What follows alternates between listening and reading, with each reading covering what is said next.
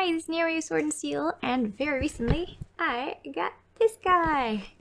A Ruined Fountain Battlefield in the Box by Gale Force 9 to add to the ones on the table. So we'll open this up and add it to my table so you can see what it would look like with other pieces in the Battlefield in a Box set.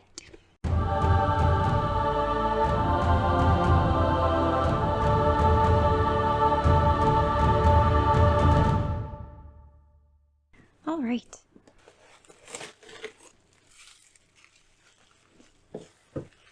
Okay.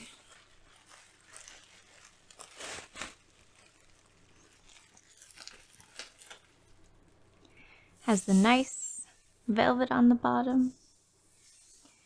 A lot of the Battlefield on the boxes have this velvet bottom on it, and this one feels like it's nice and securely placed. Oh, that looks even better than on the box.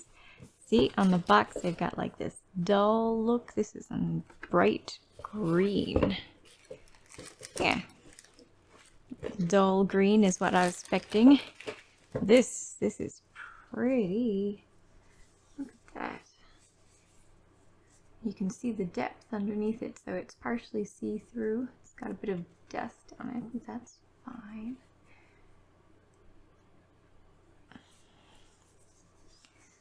That looks good. I wonder what the green is supposed to be. Does it say? Scenery, painted ruined fountain. It doesn't. Okay. So this does look really nice to give you some perspective. Here's a little night haunt. If you're going to use it for World War II, let me just grab my unpainted 88. That's his size.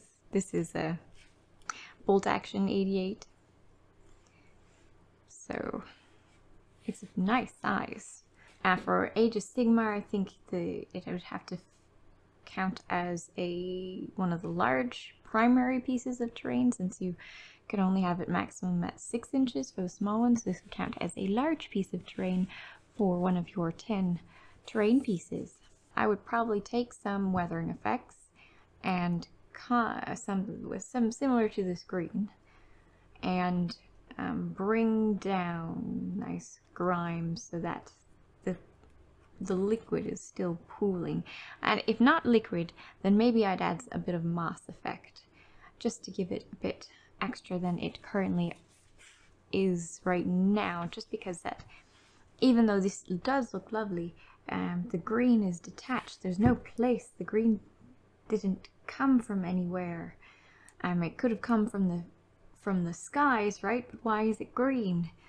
So I'm thinking rather algae has been forming, and that would, I think the algae would have formed in other areas besides this, so I think I would cause it to, I need a little bit more around the rims, and maybe some algae has been able to grow up here, because, you know, whenever it rains, algae would have been splashed up down around here. So this is a lovely base, but I think I would add a little bit to it. And I think I have stuff like, I think I have the exact thing to do that with if you want to see.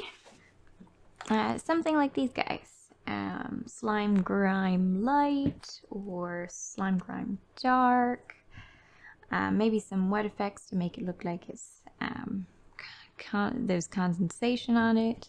Something like that. And now let's put it out on the battlefield to see what it's like with the other pieces. Well, here's one example. I put a couple of the other pieces together as if there was a pool inside this circular building, and this was one of the walls that's now fallen down, so you could do that, or this sort of thing also looks really nice. All of these look really nice when you put it on a nice green grass background as well, and you add a bit of some loose rocks and whatnot of the same color. It looks really nice. This is also Battlefield in the Box matte, actually.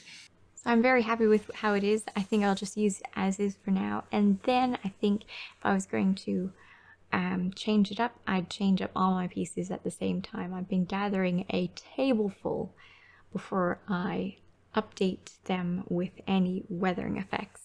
And yeah, as I thought for them, I think I would go with probably a combination of this slimy grime light and wet effects and the slimy grime dark. I think that'll really add to it, and probably a bit of moss effect.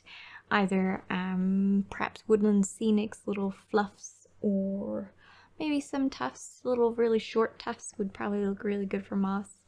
That's what I'm going to do once I've got my full battlefield out of these battlefield boxes, because they are awesome, ready to go, already painted.